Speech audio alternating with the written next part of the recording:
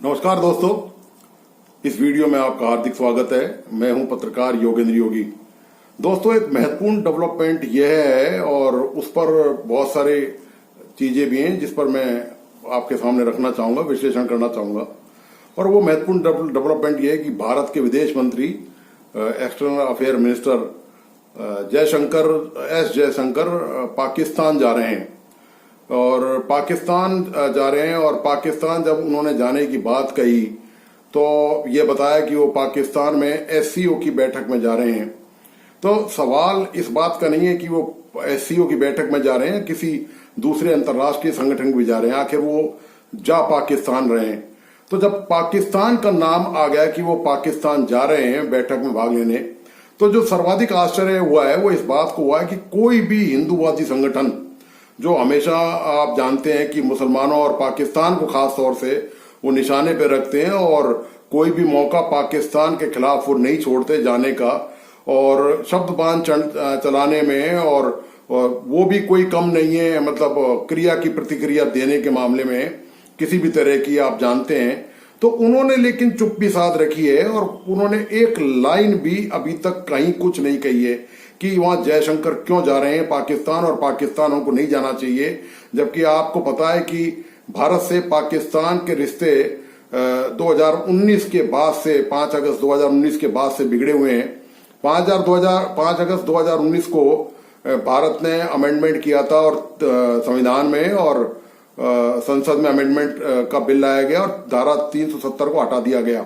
इसके बाद से भारत और पाकिस्तान के संबंध बिगड़ गए और पाकिस्तान ने तमाम संबंध भारत से तोड़ लिए कि ये वापस इसकी मांग करी कि ये धारा 370 लागू की जाए, जबकि ये भारत का इंटरनल मैटर है, भारत का आंतरिक मामला है।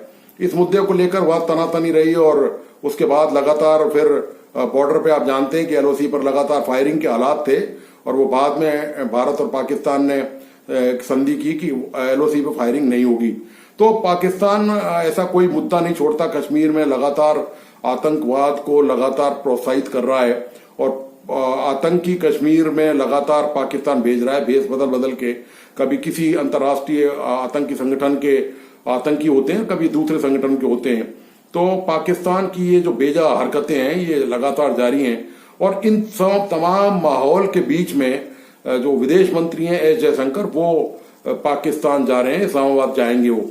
तो सवाल इस बात का है कि जब वो इस्लामाबाद जा रहे हैं पाकिस्तान, तो कोई भी संगठन अभी तक किसी ने चू भी नहीं बोली है इस मुद्दे को लेकर। कल्पना कीजिए कि यदि एस जयशंकर ने जाकर कोई यूं ही विजिट कर लें, कोई ऐसी सेमिनार में, कोई बहुत तरह के एनजीओ बुलाते हैं, बहुत तरह के अंतर्राष्ट्रीय सेमिनार होती हैं, उसमें कोई कांग्रेस का नेता या विपक्ष का नेता चला जाता, तो आप देखिए कि क्या शोर शराबा इस देश में मचता। आप देखिए कि उनकी कितनी जबरदस्त रगड़ाई होती, उनको जाने कौन कौन सी तो उपमाएं दी जाती, देशद्रोही है, भारत विरोधी है, मुसलमानों का पक्ष लेता है, और वो तमाम उनके ऊपर उपमाएं लाद दी जाती जबरदस्ती, जो अक्सर होता रहा है इस देश में। तो ये जो मुद्दा है कि एस जयशंकर आखिर बैठक में, एससीओ की बैठक में भाग लेने जा क्यों रहे हैं, उसकी वजह क्या है, उसकी मैं इस मुद्दे पर आना चाहता हूं। असली मुद्दा क्या है दोस्तों, ये अंतर्राष्ट्रीय स्तर का संगठन है और बहुत ही महत्वपूर्ण संगठन है और दुनिया का सबसे बड़ा सदस्यों का ये संगठन है।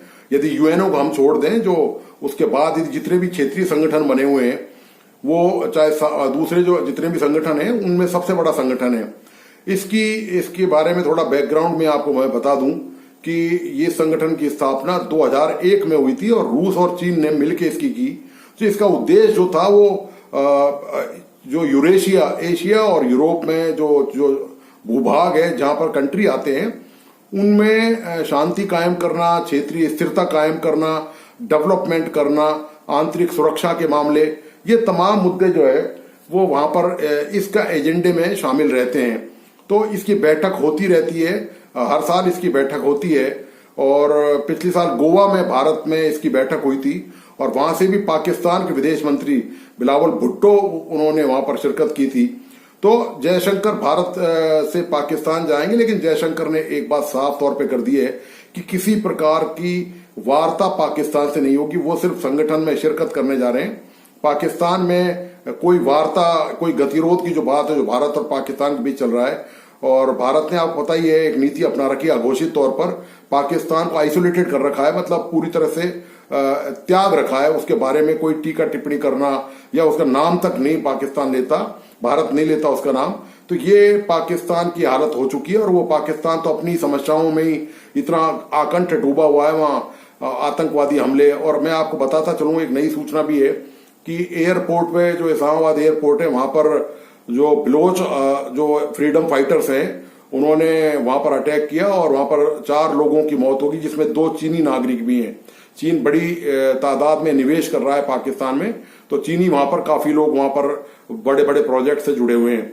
खैर, ये तो एक सूचना रही। इस बीच में ये एस जयशंकर वहां जाएंगे तो ये जो संगठन है SCO, यानी संघाई कोऑपरेशन ऑर्गेनाइजेशन, ये इसका पूरा नाम है। इसके बाद इसकी मेंबरशिप बढ़ती गई और 2017 में भारत और पाकिस्तान को इसकी मेंबरशिप मिली।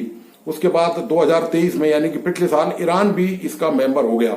और कुल मिलाकर इसके सदस्यों की संख्या करीब 9 है और इसमें पर्यवेक्षक भी हैं। बहुत सारे कंट्री हैं जो पर्यवेक्षक के तौर पर वहां पर शामिल होते हैं, वो उनकी मर्जी है।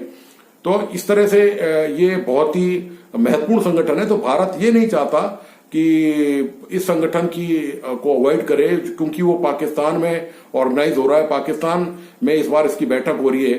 तो भारत ने ये निर्णय लिया है इस मामले में कि बातचीत तो पाकिस्तान से बेशक नहीं करेंगे, वो तो हमने उनको जिस तरह से आइसोलेटेड कर रखा है पूरी दुनिया में, क्योंकि पाकिस्तान आतंक को आप जानते हैं पालता पोसता है। इस वजह से भारत ने उसको पूरी तरह से बायकॉट कर रखा है, वार्ताओं का किसी भी तरह की। लेकिन चूंकि अब अंतर्राष्ट्रीय स्तर के संगठन का मामला है और भारत के जो दूसरे सदस्य देश हैं, चीन हो, रूस हो, या और जो ईरान हो, और जो अन्य जो देश हैं इसमें जो शामिल हैं, उनसे भारत के बहुत अच्छे न केवल व्यापारिक संबंध हैं बल्कि राजनीतिक डिप्लोमेटिक रिलेशन भी भारत के बहुत अच्छे हैं। तो यदि जयशंकर मान लीजिए पाकिस्तान में नहीं जाता तो एक तो पाकिस्तान बहुत शोर डालता इस बात को लेकर कि देखिए जी, भारत ने जो है इस संगठन का अपमान कर दिया, इस संगठन की अवहेलना कर दी। और इसमें इतने महत्वपूर्ण सदस्य, 2 तो वीटो पावर ही हैं, आप जानते हैं, रूस और चीन वीटो पावर है यूएनओ में। तो भारत ने दरअसल उनको ये कहने का मौका नहीं दिया पाकिस्तान को कि वो कोई इस तरह की प्रतिक्रिया भारत के बारे में कहे कि केवल इसलिए कि चूंकि ये पाकिस्तान में बैठक हो रही है SCO की और भारत इसमें शिरकत नहीं कर रहा। तो चूंकि भारत के अलग अलग देशों से बहुत अच्छे रिलेशन है, चाहे रूस तो हमारा बहुत ही पुराना दोस्त है, आपको पता ही है कि पिछले 50-60 साल से रूस से भारत की जबरदस्त मैत्रिक और कूटनीतिक और डिप्लोमेटिक और इसके अलावा सिक्योरिटी के जो रिलेशन है वो बहुत अच्छे हैं। तमाम तरह की हमारी संधियां हैं रूस के साथ, और इधर चाइना के साथ भी बेशक सीमा पर टेंशन बनी हुई हो, लेकिन व्यापारिक जो रिश्ते हैं, जो डिप्लोमेटिक रिलेशन है, वो अपनी जगह वहां मौजूद हैं। उनमें कोई गतिरोध कभी नहीं आया है चीन के साथ रिश्तों में। तो भारत इन देशों को दरअसल नाराज नहीं करना चाहता था और ये एक मैसेज जो पाकिस्तान देना चाहता पूरी दुनिया को SCO के प्लेटफॉर्म पर कि देखिए हमने तो निमंत्रण दिया, आमंत्रण दिया भारत को, लेकिन भारत ने इसका बहिष्कार कर दिया और आया नहीं। तो इस मामले में भारत ने बहुत ही कूटनीतिक से काम लिया, बहुत ही डिप्लोमेटिक तरीके से इसका यूज किया और ये निमंत्रण स्वीकार, इसलिए इस वजह से निमंत्रण स्वीकार किया गया। लेकिन आश्चर्य की बात यह कि जो खामोशी है वो यहाँ पर तो बेशक जयशंकर को लेकर है, लेकिन पाकिस्तान की मीडिया में जब जयशंकर के आने की खबर की पुष्टि हो गई तो बड़ी भारी उबाल आया हुआ है वहां पर, और वो एक कयास लगा रहे हैं कि गतिरोध टूट जाएगा और ये ब्रेक थ्रू है और ये जरूर कोई वार्ता होगी।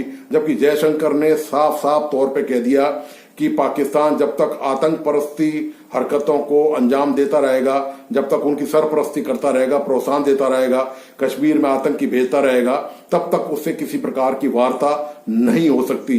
लेकिन पाकिस्तान की मीडिया में जबरदस्त उछल कूद वहां पर मची हुई है, चाहे वो सोशल मीडिया हो, चाहे वहां का वो मुख्य मीडिया हो।